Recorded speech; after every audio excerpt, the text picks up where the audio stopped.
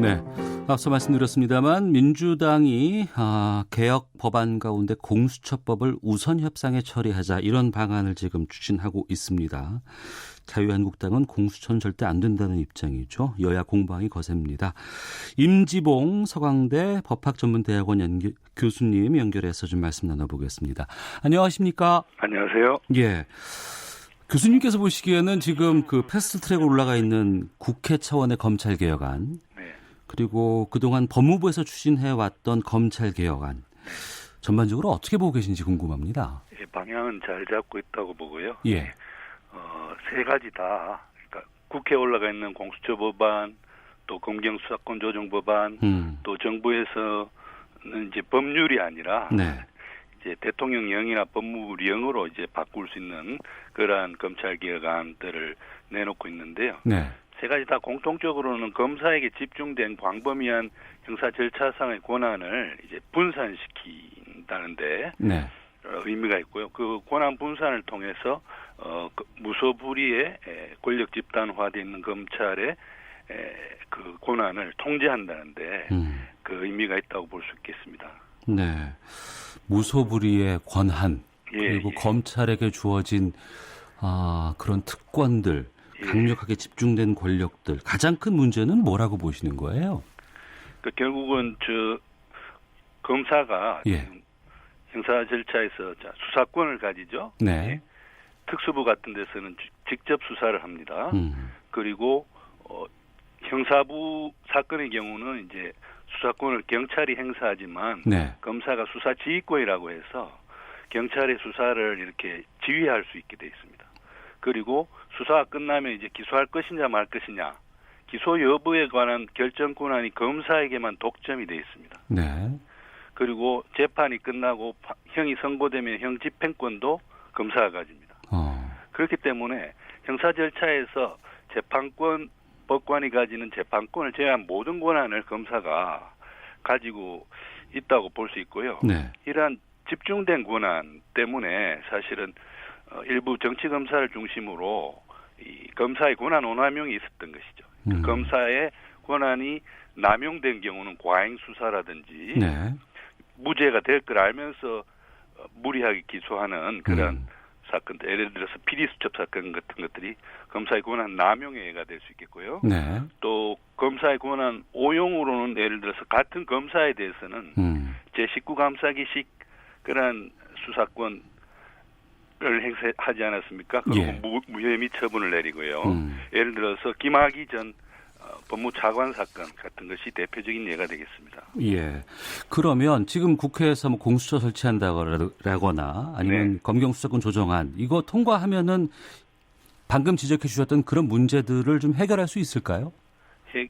해결을 하는데 큰 기여를 하리라고 봅니다. 예. 특히 검찰의 수사권 남용과 관련해서는 이제 그 경찰이 수사권을 과거에는 이제 그 상하관계에서 이렇게 지휘를 받았는데 이제는 대등한 관계에서 협조자적 관계에서 경찰이 수사권을 검사와 같이 행사함으로써 일종의 견제 역할을 해서 수사권의 오남용을 막을 수 있고요. 공수처는 무엇보다도 가장 역사적인 의미가 그동안 검사에게 독점돼 있었던 기소권, 기소 독점주의 이거를 깨는 데 의미가 있습니다. 그렇기 때문에 수사권 조정안으로 수사권을 공수처법으로 이제 기소권을 분산시킴으로써 검찰을 이제 견제할 수 있게 되는 것이죠. 네.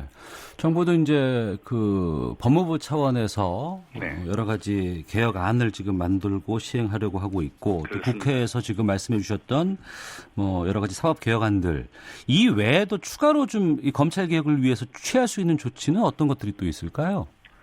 저는 지금 국회에 올라가 있는 두 개의 법안 그리고 지금까지 법무부가 발표한 이 검찰 개혁안들만 충실히 이행돼도 굉장히 검찰 개혁에 있어서는 큰 진전이 있으리라 보고요.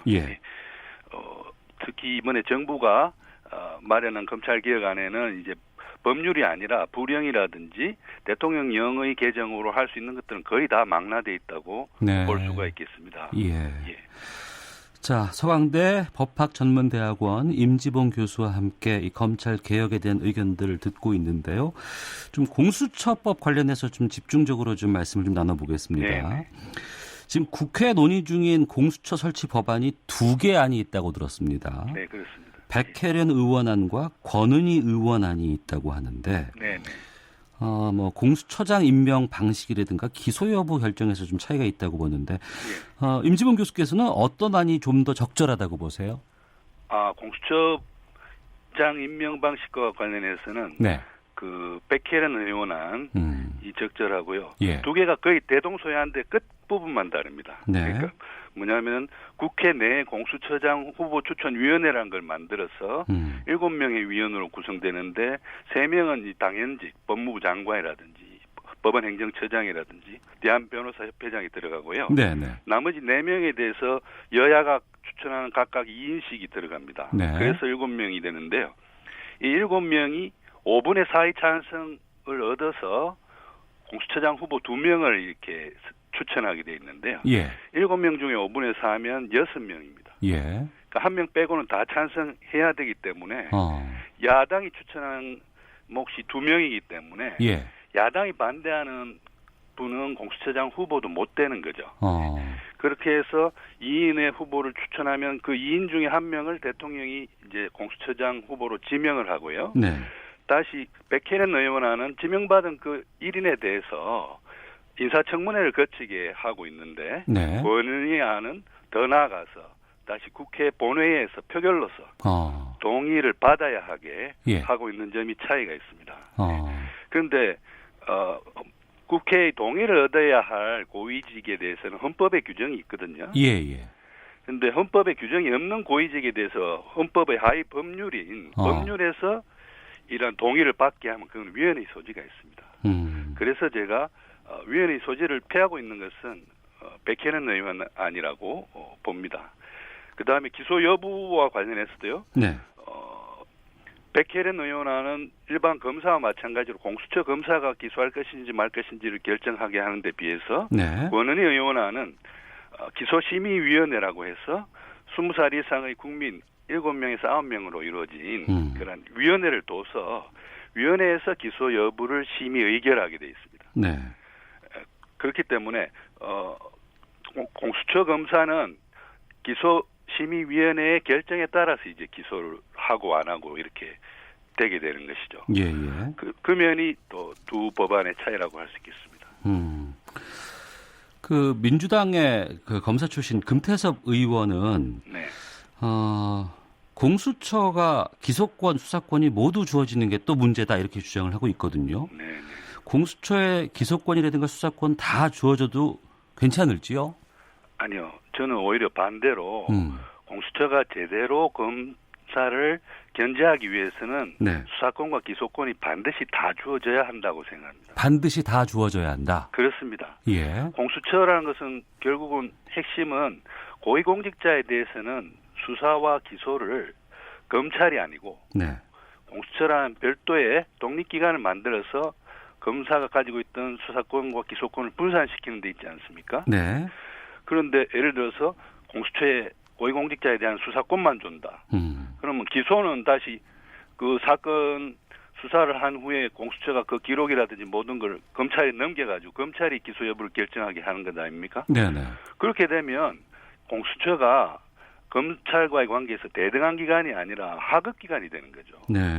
그렇게 되면 공수처의 설립의 핵심 취지가 검사의 이 과도한 권한을 견제하라고 있는 건데 대등한 관계여야지 견제가 되는 것이지 네. 하급 기관이어서는 견제가 제대로 될 수 없기 때문에 네네. 저는 공수처는 고위공직자에 대해서는 수사권과 함께 기소권도 가지는 것이 공수처를 두는 그 취지에 부합하는 것이라고 생각합니다. 예.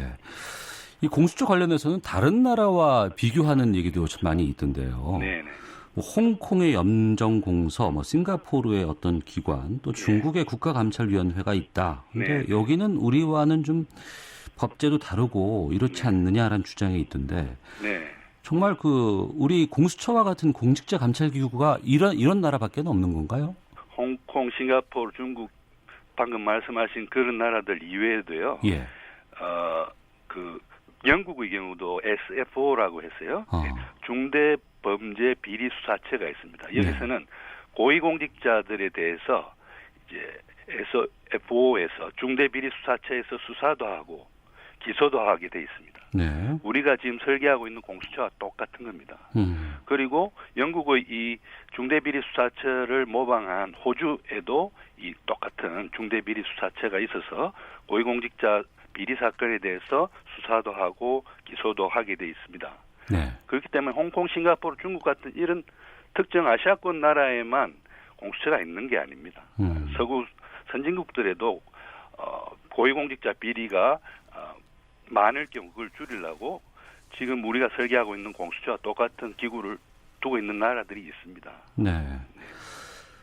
자유한국당 쪽에서는 공수처가 옥상옥이다. 집권 세력이 정적을 쳐내는 수단으로 사용될 거다.